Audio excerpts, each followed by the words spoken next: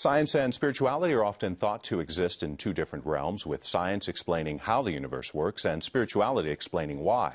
Are those views incompatible? Amita is talking about it with her guests at the Evening Edition Roundtable.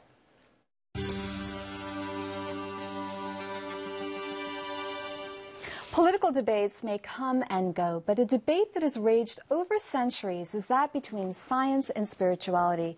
In a new book called War of the Worldviews, physicist Leonard Mlodinow and author Deepak Chopra spar over such weighty topics as evolution, life, and God. Dr. Chopra joins us to discuss the book. Dr. Chopra, welcome. Thank you. Define science, define spirituality, and must the two be mutually exclusive? Science is based on empirical observation of the world. It is designed through a loop of observation, theory, experimentation, validation through observation. And that's how it works, and it's very effective. Spirituality is not about the observed, it's about who's observing. So it asks different questions. Who am I? Do I have a soul? Does God exist? What's the meaning of it all? What happens after death, etc. So you can say that in many ways science examines the how of the universe and spirituality looks at the why and who's asking the question. So they are mutually exclusive. Their methodologies are mutually exclusive, and that's a problem because unless they start to see each other's worldviews, we'll have a science that can have dangerous outcomes. Atomic bombs, nuclear warfare, weapons of mass destruction, all kinds of things, eco-destruction, global warming. These are is a valueless science.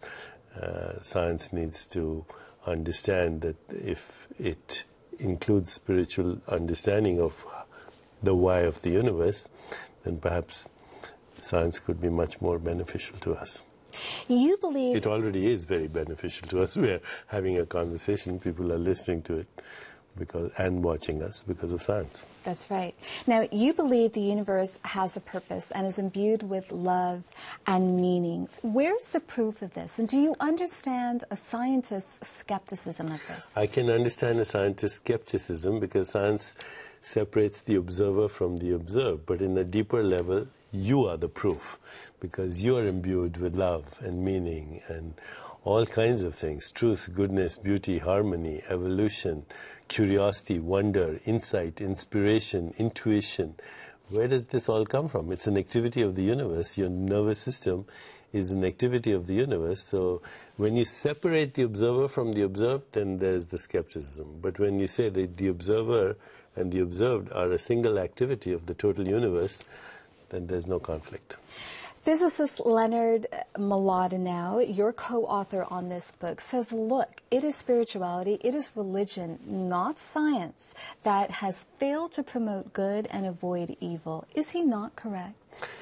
He's partially correct, actually. You know, both sides can be accused of having done a lot of damage in the world. We have the Crusades, we have religious wars, we have ethnic cleansing, we have war and terrorism right now in the name of God. So you can't say that religion is absolved of all this. On the other hand, we have now modern capacities to increase the damage that these old-fashioned tribal identities have given us.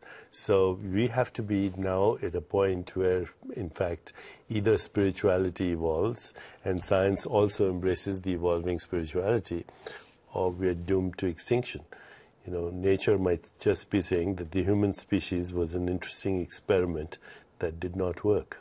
Is that why you co-wrote this book? I think it's time to have a dialogue right now and see that we can have an expanded science that includes a spiritual understanding of the universe, and then an expanded and evolving spirituality that says science is not our enemy. In fact, the mysteries that science unveils put us in awe at the magnificence of the intelligence at the heart of creation. Who is winning the debate between science and spirituality? Right now, science is winning the debate because spirituality hasn't evolved as it should have. You know, we still have very old ideas, and on the other hand, science is happy to change its point of view as soon as you show them the evidence. This book that's been written is touted as a primer for anyone who wants to understand what the struggle for the future is all about. What is the struggle for the future all about? The struggle for the future is actually a struggle for our survival. It took us 13.7 billion years to get here, and we could blow it all up in the next 100 years if we don't take care of global warming, climate chaos, overpopulation, social injustice, economic injustice, war, terrorism. You know, we have ancient habits and modern capacities that doom us to extinction. So I think this is a very important conversation. Do you think that this is a topic that connects with the average person? Unfortunately, the average person is still following the aftermath of the Kim Kardashian wedding. And unfortunately, this is not part of the conversation. And if it were, we would really be looking at solutions instead of being caught up in the same banal melodrama. I want to switch gears a little bit. You addressed the Occupy protesters in Los Angeles recently, and you told them that this movement was like the birth of a child, that it is unstoppable. What would you like to see the next step be for this movement, and what do you think the next step realistically is going to be for the movement? I think the Occupy Wall Street movement, Occupy LA, all the Occupy movements are about moral outrage at the social and economic justice of our time.